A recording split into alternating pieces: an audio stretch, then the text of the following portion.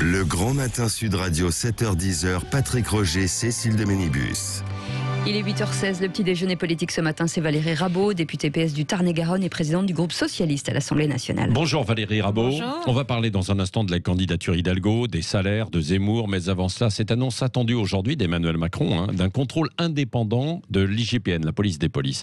Ce serait une commission notamment composée de parlementaires. C'est à voir et à suivre, mais est-ce que vous y êtes favorable ? Écoutez, cette proposition-là, on l'a formulée en janvier 2021, bien avant le président de la République. Nous avions une commission d'enquête menée par le groupe des députés socialistes et apparentés qui a rendu ses conclusions le 21 janvier 2021 avec 35 propositions et celle-ci en faisait partie. Donc je suis ravie qu'elle trouve l'écho auprès du président de la République. Je regrette qu'au moment où le rapport est sorti, personne, ni le ministre, ni le Premier ministre, ni le président de la République n'ait souhaité faire de commentaires et surtout n'ait souhaité dire qu'ils adhéraient à cette proposition-là. Ouais, donc il vient chercher des idées à gauche, c'est peut-être justement c'est pas parce que ça penche aussi une commission d'enquête rassemble toutes les sensibilités de l'Assemblée nationale. Les idées, mais quand même aussi. Celle-ci, nous la partageons. Effectivement, il faut qu'il puisse y avoir, qu'on retrouve une adhésion de certains citoyens pour la police et la gendarmerie, qui effectuent un travail très difficile, il ne faut pas se mentir, c'est un travail très difficile. Et je pense que pour qu'on puisse assainir certains qui auraient les doutes de certains, avoir un contrôle indépendant, une commission indépendante, ça me paraît être une bonne idée. Et nous l'avions formulée, c'était une des 35 propositions de janvier dernier. Oui, mais est-ce qu'il n'y a pas un risque aussi de politisation des contrôles des policiers, justement ? Non, parce que vous savez, ça existe déjà sur le renseignement. Il y a une commission à l'Assemblée nationale avec des parlementaires qui sont habilités, c'est pas tous les parlementaires. Il y a un secret qui est parfaitement respecté et je pense que ça fonctionne bien. Voilà. Oui. Bon, et les commissions parlementaires, ça marche plutôt bien. Alors, dans l'affaire Benalla, ça avait bien marché, vous étiez satisfaite ? Les commissions parlementaires, c'est encore autre chose. Là, je parle du contrôle parlementaire, ce qui est un tout petit peu différent. Les commissions parlementaires, heureusement qu'il y avait le Sénat pour les faire fonctionner de manière démocratique. Mais il est vrai que l'Assemblée nationale a perdu ce goût, cette capacité à mener un débat apaisé où la majorité accepte de jouer son vrai rôle et pas juste de supplétif du gouvernement. Oui. Est-ce qu'il faut plus de police dans les quartiers, globalement ? Alors oui, il manque des policiers sur le terrain. J'avais fait il y a quelques mois, un petit décompte du nombre de policiers et de gendarmes recrutés sous cette majorité par rapport aux quelques 10 000 qui ont été recrutés sous le précédent quinquennat. Donc on n'est pas encore aux 10 000 sous ce quinquennat actuel. Mais ce qui est sûr, c'est qu'il y a deux questions. Il y a à la fois les recrutements, puis il y a les policiers qui sont sur le terrain. Et ça, là-dessus...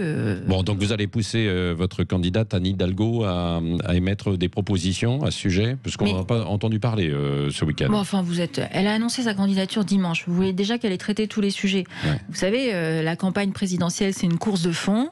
Il y a l'élaboration d'un programme qui se fait aussi en concertation avec les différents partenaires, parce que dans l'équipe, dans la team Hidalgo, l'état d'esprit, c'est pas je décide tout seul et c'est comme ça que le programme se déroule. Est-ce qu'elle a décidé toute seule alors sa proposition de doubler le salaire des profs ? Alors je vais vous dire, moi, cette proposition d'avoir une revalorisation des professeurs, je l'ai écrite dans un livre en 2011. Vous ne pouvez pas dire que ça date d'hier, ça fait exactement 10 ans. Revalorisation, c'est une chose. Doubler le salaire, c'en est une autre. Vous qui êtes spécialiste des finances. Oui, eh bien, moi, je pense qu'il faut qu'on arrête d'être en queue de peloton de l'OCDE pour la rémunération des enseignants. La nation doit reconnaître le travail de transmission et de transmission d'un savoir qui est réalisé par les professeurs et les enseignants. Donc moi, je suis pour la revalorisation. Sur les débuts de carrière, qui est effectivement qui a un doublement, ça me paraît très important.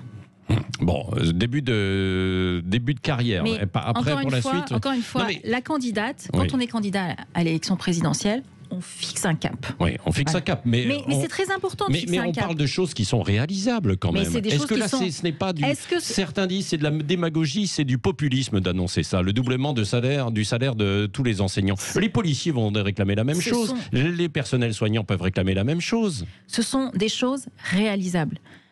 Encore une fois, quand on regarde les différentiels qui existent avec nos principaux partenaires de l'OCDE et même au sein de l'Union européenne, on est très en retard.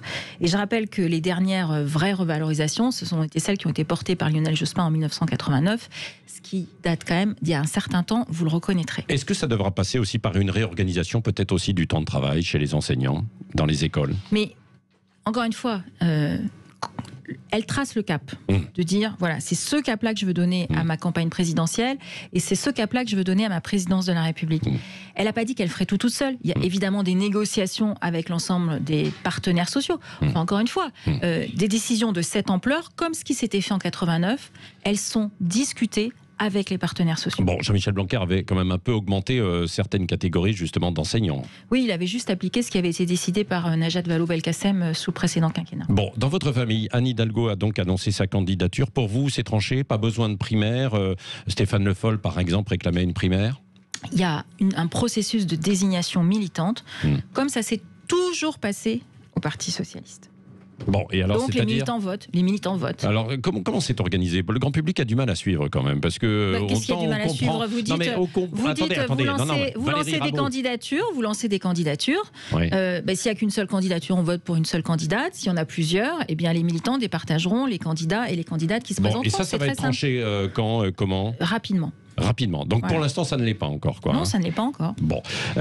Pour vous, l'élu du Sud-Ouest, est-ce que Anne Hidalgo a une image trop parisienne quand même, malgré tout?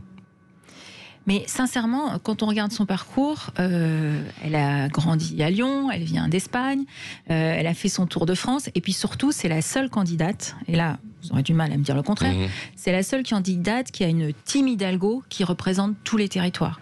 Vous avez des maires de petites villes, des maires de petites communes, des maires de grandes villes qui sont dans son équipe et qui sont directement opérationnels. Et cette force-là, je crois qu'elle, on peut quand même reconnaître que par rapport à un président de la République sortant qui a un peu tendance à décider seul, elle est en capacité de rassembler, de porter ce message et surtout de le faire avec des personnes qui sont directement impliquées, très directement impliquées sur le terrain. Est-ce qu'elle doit quitter assez vite la mairie de Paris? Non. Non. Est-ce qu'on demande au président de la République de quitter la présidence de la République? Non. Oui. Bon, on demande à Éric Zemmour, en revanche, de quitter l'antenne de CNews. Ça, c'est normal, alors qu'il n'est pas candidat. La différence, c'est que lui, il a un employeur qui peut lui demander ce qu'il souhaite, en tout cas avoir une discussion avec lui. Et Anne Hidalgo a été élue et elle n'a pas d'employeur. Et qu'est-ce que vous en pensez sur le fond de cette décision du CSA de décompter les temps de parole d'Éric Zemmour, alors qu'il n'est pas encore candidat? Certes, il pourra l'être. Mais il a une parole très politique. Donc il est quand même assez normal d'être décompté, de faire partie du décomptage qui existe. Tous les éditorialistes qui ont des paroles politiques devraient être décomptés? Oui, sauf que tous les éditorialistes n'ont pas l'intention, n'ont pas manifesté à un moment donné l'intention de se présenter à la présidence de la République. Oui, mais manifester l'intention et puis l'être, c'est une... Vous connaissez la loi. Je suis d'accord avec vous qu'il y a un petit pas. Entre les deux. Oui. Vous pensez que le CSA subit l'influence peut-être aussi du pouvoir politique ou pas? Je crois pas. Non. Enfin, j'espère pas, mais je crois pas. Bon, un mot également aussi quand même des écologistes qui sont engagés dans une primaire, qui est cette fois-ci assez claire. Vous pourriez discuter ensuite avec les écologistes pour cette présidentielle, quel que soit le candidat déclaré. Ce qui est sûr, c'est que là, il y a une course de fond qui se met en place et qu'il y ait plusieurs candidats au départ. Moi, je trouve ça très bien parce que chacun avance ses idées, chacun avance ses forces de proposition et chacun avance sa méthode. Je le redis, Anne Hidalgo, c'est la seule qui a une équipe, c'est-à-dire qu'elle est en capacité de dire voilà comment je peux porter le projet sur la sécurité, le projet sur l'école, le projet économique, un plan de relance qui ressemble à quelque chose. Alors je sais que le gouvernement est en train d'en faire un deuxième.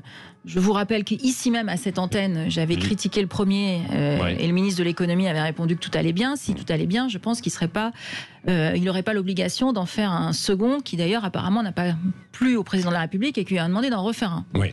Donc ces questions-là, mais ça suppose d'avoir des équipes qui travaillent. Et Anne Hidalgo, c'est la seule aujourd'hui qui a ses équipes. Oui, la seule en fait pour le PS, puisque à côté il y a Jean-Luc Mélenchon a ses équipes également. Le spectre à gauche. Donc qu'il y ait dans cette course de fond plusieurs candidats au départ, moi ça me choque absolument pas. J'espère qu'on aura la capacité de se rassembler d'ici début janvier pour que on puisse accéder au second tour. Parce que c'est bien ça. Derrière quelle candidature? David Béliard, par exemple, l'adjoint écolo d'Anne Hidalgo, a dit qu'elle sera, en temps utile, se ranger derrière les écologistes. Mais il est bien gentil de parler pour elle, mais il vaut mieux la laisser parler, elle. Donc pour l'instant, on est au mois de septembre. On a plusieurs candidats qui sont dans la course de départ. On verra comment les choses se dessinent. Mais il peut y avoir une union, quoi. Hein. Mais il faut qu'il y ait un rassemblement. Donc il n'y aura qu'un seul candidat, si je vous écoute, soit écolo, soit PS. Vous me demandez, moi, ce que je pense et ce que je pense souhaitable pour qu'on puisse accéder au second tour, ce qui est bien l'objectif. Oui. Demain, c'est la date butoir pour le personnel soignant qui n'est pas vacciné. Vous êtes favorable à la suspension des soignants qui auront refusé de se faire vacciner ? Moi, j'ai été favorable à la vaccination obligatoire. J'ai voté contre le pass. Parce que j'estime que mettre des sanctions quand on n'a pas défini des règles, c'est pas souhaitable dans une démocratie. J'étais favorable à la vaccination obligatoire en laissant un laps de temps jusqu'au 1er octobre, ce qui permettait aux caisses primaires d'assurance maladie d'appeler les personnes non vaccinées, puisqu'on le sait avec son numéro de sécurité sociale, qui est vacciné et qui ne l'est pas, de faire de la pédagogie autour du vaccin, qui, même si effectivement il n'empêche pas la transmission de la maladie, empêche les formes graves, ce qui est quand même bien l'objectif. Sur les personnels soignants, il y a eu une règle un petit peu différente qui a été votée par la majorité. Je pense qu'il y a eu des débats, des discussions.